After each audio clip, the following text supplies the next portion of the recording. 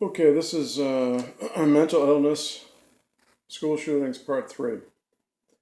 And this is the situation we have right now with psychiatric care and mental illness and these people who are out of control.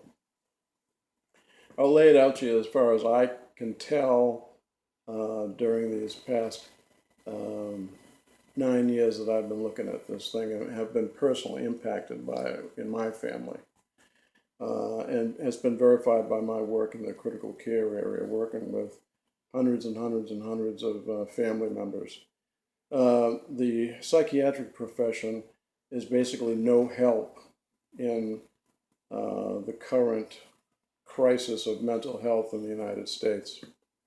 I can certainly speak for Florida.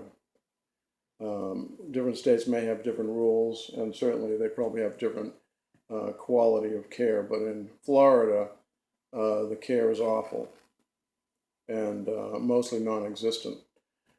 Today, there are probably millions, if not many hundreds and hundreds of thousands of people who are living amongst us who are psychotic, out of control. And there's nothing that can be done about them if they're not intensively cared for, unless they actually say that they are going to kill themselves or kill someone else.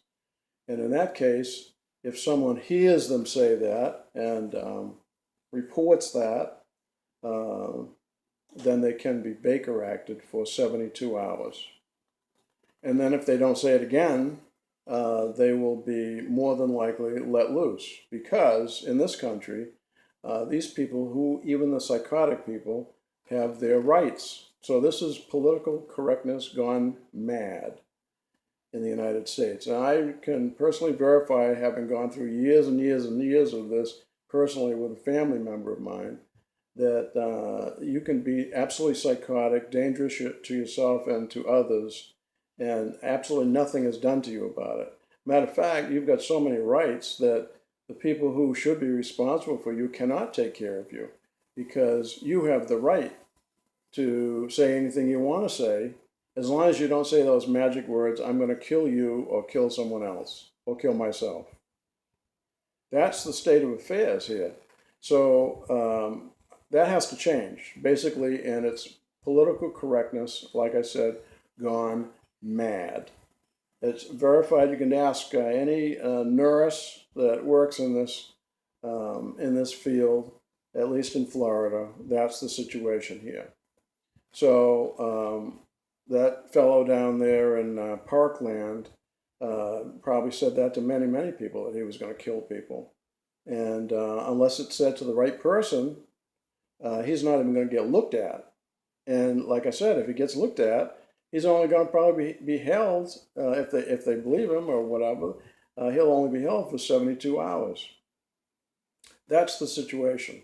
Again, these folks have their rights, believe it or not, even though they are psychotic and unable to care for themselves. And most of these folks are unable to care for themselves and looking for help. But the psychiatric profession is not there to help them. And the rest of us in the healthcare professions don't know what to do with them. So when they come into the hospital, we medicate them and sometimes tie them down. And sometimes we have a psychiatric unit in the hospital that we can put them in for a short period of time, and then they're let out on the street again. And if they're older, not minors, they've oftentimes lost the support of their family members and loved ones, and they're out on the street. It's a dangerous, dangerous situation, because, like I said, the hospitals that would take care of these folks were closed decades and decades ago. And now, like in Florida, I believe there's 2 state hospitals for the worst of the worst mentally ill. Those poor people, I just feel so badly for them, because they are in there under the care of physicians who, for the most part, don't know what they're doing. And that's the problem, as I said before. Psychiatrists, for the most part, don't believe in mental disorders as being a neurochemical disorder, but rather being a behavioral choice, poor choices that they help along with these medications. I'll get into the medications on the next segment of this, but I can tell you this is verified through years and years of my experience. I talk to many people in the hospital, and I'll talk about rehab time and time and time again. These young people have gone to rehab, or even older ones have gone through rehab, failed over and over and over again. They finally come to us when they're at death's door, basically, in the intensive care unit. I talk to family members, and they've been through it for years and years and years. Some of these young people come in dead or brain dead, and I talk to them anyway because they usually have other family members, brothers, sisters, aunts, uncles, etc., and the young ones to come along that are going to follow in the footsteps of this patient that we have in the hospital. So it's worth talking to every one of these patients. My personal feeling is, and it's backed up by a lot of experience and etc., is that it's strictly neurochemical disorders. Yes, sometimes bad choices, oftentimes bad choices, but the neurochemical disorder is the main problem here, and that has to be stabilized. The folks, again, the patients are unable to control themselves. And the police officers, they're at the mercy of the psychiatrists. And the politicians are stupid. They're just dumb. And the people to blame for this are the psychiatric profession. I've talked to many psychiatrists. They don't believe in neurotransmission disorders. I know it's unbelievable at this point in the game that they don't believe it, but the majority of psychiatrists don't believe in it. These medications that are used, all of them, from nicotine to calm the nerves, all the way up to Haldol and the major antipsychotics, all work on the same thing, and that's the neurotransmission sites in the brain. They all do one thing, and that is stabilize mood, they call it. They call them mood stabilizers, but really what they are is hormone stabilizers.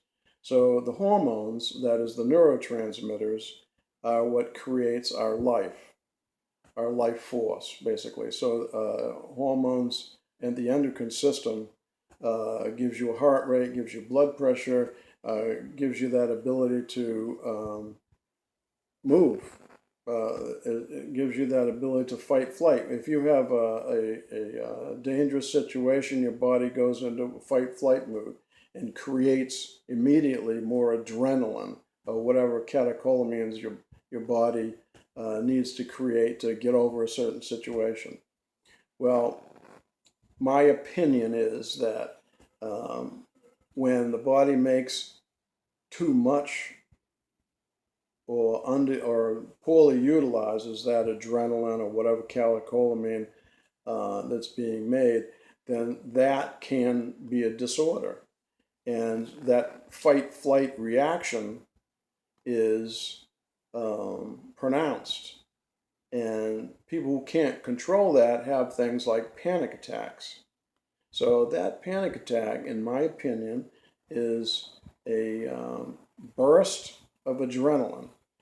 I personally have felt that many times when I was younger. I used to be afraid or anxious to talk in front of a crowd, and my larynx would be up in my throat, basically,